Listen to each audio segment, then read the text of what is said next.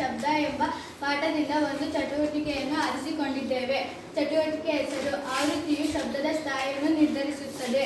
ತಂಡದ ಹೆಸರು ಲಾಮಾರ್. ತಂಡದ ನಾಯಕಿ ಕೃತಿಕಾಶ್ರೀ ಬಿಎನ್. ಸದಸ್ಯರು ಮುಬಿನ್ ಆಫ್ರಿನ್ ಬಾನು. ಸಿಂಹವು ಕಡಿಮೆ ಸ್ಥಾಯಿಯ ಗರ್ಜನೆ ಮಾಡುತ್ತದೆ, ಆದರೂ ಸಿಂಹದ ಗರ್ಜನೆ ತುಂಬ ಪ್ರಬಲವಾಗಿರುತ್ತದೆ.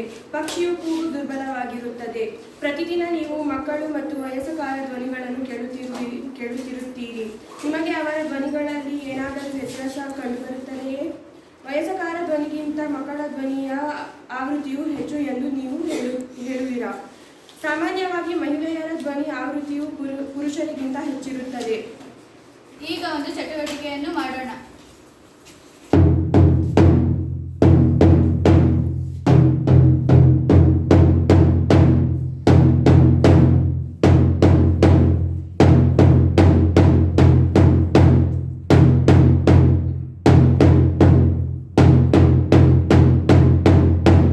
ಆವೃತ್ತಿಯು ಶಬ್ದದ ಸ್ಥಾಯಿಯನ್ನು ನಿರ್ಧರಿಸುತ್ತದೆ ಎಂದು ಈ ಚಟುವಟಿಕೆಯಲ್ಲಿ ನಾವು ಕಾಣಬಹುದು. ಧನ್ಯವಾದಗಳು.